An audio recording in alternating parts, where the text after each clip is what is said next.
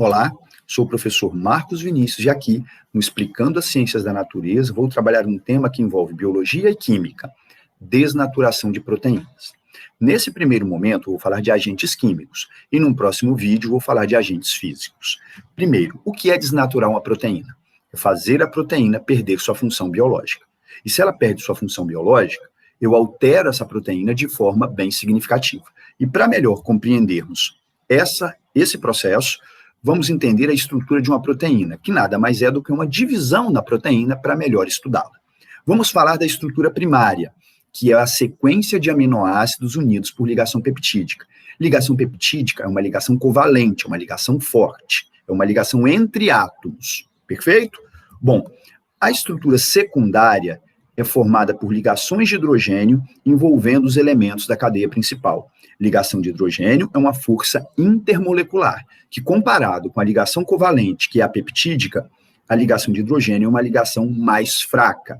Estrutura terciária são forças intermoleculares que unem as cadeias laterais dos aminoácidos que formam as proteínas.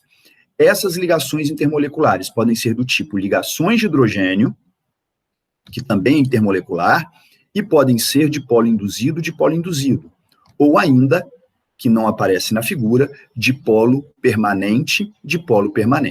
Essas forças intermoleculares, comparadas com a ligação covalente, são ligações mais fracas, e justamente a ruptura dessas forças intermoleculares é que está associado ao processo de desnaturação. E ainda destacamos algumas proteínas que têm estrutura quaternária. A estrutura quaternária ocorre em proteínas que têm mais de uma cadeia polipeptídica, e o arranjo entre essas cadeias, o arranjo tridimensional, é o que caracteriza a estrutura quaternária.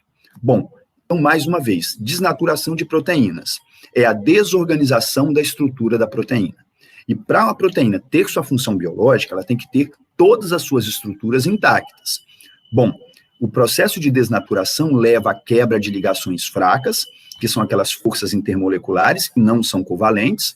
A proteína mantém a estrutura primária, porque a estrutura primária é formada por ligações covalentes, que são as ligações peptídicas, e essa desestruturação leva à perda da função biológica. E eu vou destacar com vocês dois tópicos específicos relacionados à desnaturação. Desinfecção, que é a eliminação ou a diminuição do número de micro-organismos, e asepsia, que é um procedimento usado para impedir a entrada de micro-organismos patogênicos no nosso organismo. Sempre lembrando, tem que associar a estrutura da proteína à perda da função biológica. Primeiro, nós vamos falar sobre esses agentes químicos, que é o etanol, que é um álcool e alguns solventes, ácidos e bases, íons metálicos, agentes oxidantes e detergentes. Vamos lá. Etanol e solventes, em geral, eles têm uma parte polar e uma parte apolar. São moléculas anfifílicas. Essas moléculas conseguem se unir às cadeias laterais dos aminoácidos e alterar essa estrutura, solubilizando algumas partes desses aminoácidos. Já ácidos e bases conseguem neutralizar alguns aminoácidos das cadeias laterais dos aminoácidos. Existem aminoácidos com caráter básico e com caráter ácido. Esses podem ser neutralizados. E essa neutralização também leva à perda da função biológica da proteína.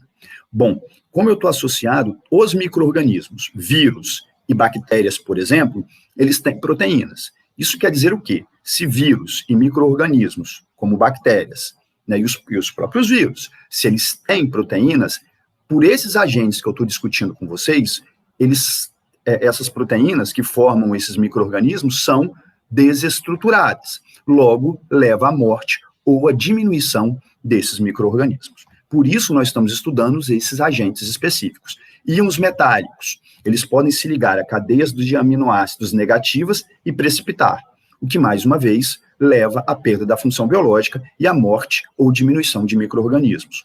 Agentes oxidantes fortes, como o peróxido de hidrogênio, e está dentro da água oxigenada. Aqui o oxigênio tem carga -1, é uma carga alta. Por que carga alta? Porque o oxigênio normalmente é -2, -1 é maior. Tem o cloro, que é um forte agente oxidante, ele aparece mais ou menos em até 2% na água sanitária, e o permanganato de potássio. permanganato, o manganês tem carga mais 7, uma carga alta. Se a carga é alta, essa carga tende a diminuir, e para uma carga diminuir, um elemento precisa receber elétrons. Se ele recebe elétrons, ele reduz. E se ele reduzir, ele vai provocar a oxidação do outro, porque o outro vai doar elétrons para esse elemento de carga alta. Bom, detergente também são moléculas anfifílicas, ou seja, tem uma parte hidrofílica, que gosta de água, e hidrofóbica, que gosta de gordura. É parte polar e apolar. Como os aminoácidos também existem partes polares e apolares, ligam-se de uma forma bem significativa, o que altera a sua composição. Então, esses agentes discutidos, eles promovem a limpeza, higienização, asepsia, higienização. Por quê? Porque eles alteram as proteínas presentes em bactérias e micro-organismos. Valeu, até a próxima. Tchau, tchau.